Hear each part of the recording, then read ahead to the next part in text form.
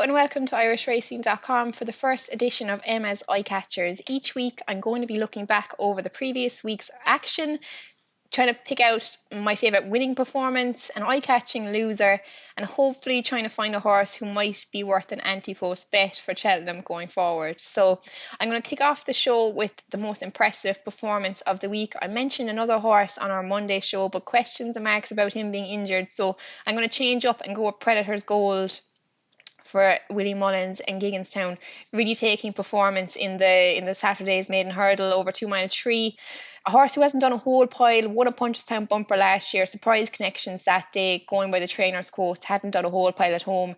Looked very green again on Saturday, like jumping the third last year, kind of looking, thinking like this horse isn't going to win. And then Paul Townend gave him a squeeze and he absolutely flew.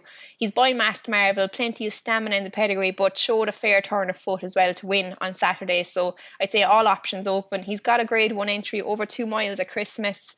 Guessing these targets for the Mullins novice hurdlers is tough, but I'd say 2.5 miles is probably going to be his trip this year, you'd imagine. Probably as taking as any novice hurdler you've seen this year so far anyway, so really impressed by him. Moving on to the eye-catching losers, I'm going to mention 2 horses here. One of them probably a bit more obvious, Appreciate It. I have to give a mention in the John Durkin. Massive race, change up of tactics, absolutely loved it out in front.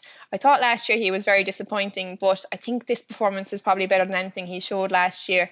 If he can kick on and go from here, I'd say he could have a right shout in the Ryanair if that was a target they were going to go from. Probably could go for a Gold Cup as well, but I just thought with the running style it might suit him. Obviously was beaten by Stage Star in the 2.5 mile novice at Cheltenham last year, but I think he's probably stepped up this year again on that. Still double figures for the Ryanair, so if you went for that, I'd say he'd have a fair shout, even having to overturn that form. I'm going to mention another horse then, Walk Away Harry, who was beaten in a Cork maiden hurdle on Sunday. Look, he's a horse I've spoken about before. Has bumper form that ties in with some of the most highly regarded, at least, bumper horses from last year. Disappointing in Limerick first time out. Thought he showed an awful lot more promise in Cork. Travelled quite sweetly. Effort probably just petered out in the closing stages.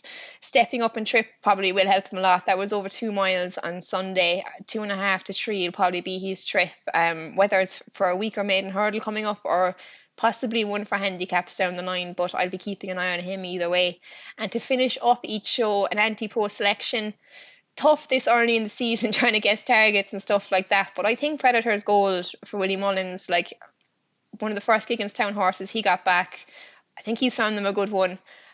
And I'd say the Ballymore is probably his most obvious target at the moment anyway. Look, from what we've seen from the novice hurdlers, he'd have to be right up there. A lot of horses ahead of him in the betting haven't even jumped a hurdle yet. So at around 16 to 1 for the Ballymore, he has to have a right shout.